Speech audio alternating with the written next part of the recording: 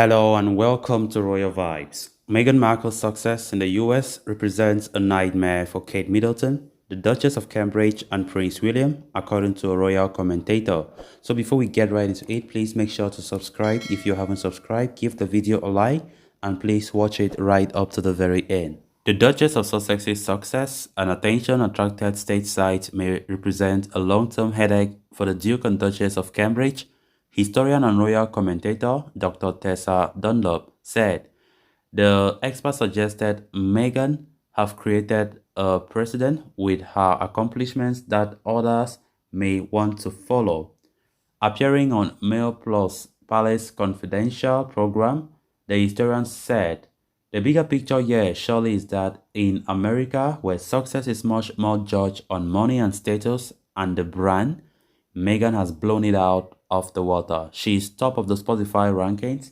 Everyone is talking about her, whether negative or positive. And I think that is a nightmare for the Cambridges going forward.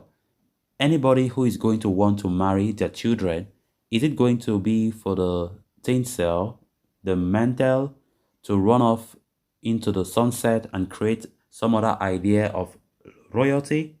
I think it is actually a longer term nightmare for the institution of monarchy in our country because it can be filched, take a bit of it and run off."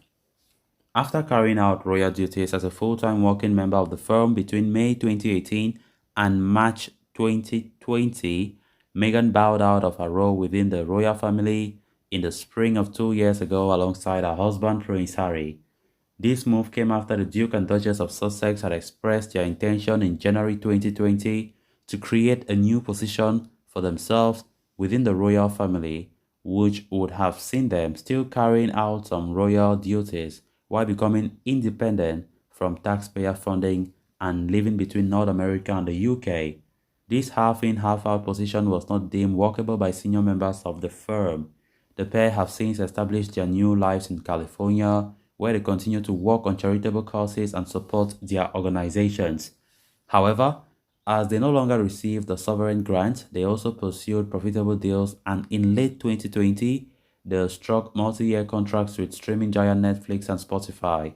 After releasing a holiday special jointly with Prince Harry, Meghan launched in August 23rd the first episode of her podcast series Archetypes. This program is set to explore the labels and typecast that try to hold women back in 12 episodes. The first episode, a conversation with tennis star Serena Williams on the concept of ambition, shot Archetypes first in the Spotify charts in several countries, including the UK and the US. The second episode, released on Tuesday, seemed to confirm the success of Archetypes, with Meghan retaining the top spot in the rankings. The Duchess of Sussex was talked about over the week, also due to the release of a front cover interview with New York magazine The Cut. In the lengthy article, the Duchess discussed a range of topics, including how she and Harry got to buy their home in Montecito, Santa Barbara, the education they are providing their children with, and their work with Sussex's organization Archewell, which she described as a startup. The Duchess also spoke about her fallout within the royal family. Asked whether there is room for forgiveness between her and her royal in-laws and her own family, Meghan said, "I think forgiveness is really important. It takes a lot more energy not to forgive, but it takes a lot of effort to forgive. I've really made an active effort, especially knowing that I can say anything. I have a lot to say until I don't. Do you like that? Sometimes, as I say, the silent part of it is still part of the song." Meghan and Prince Harry are to return to UK next week to attend few events by organizations close to their heart. So guys, with that, we have come to an end of this episode. Thanks a lot for watching. Until next time, bye bye.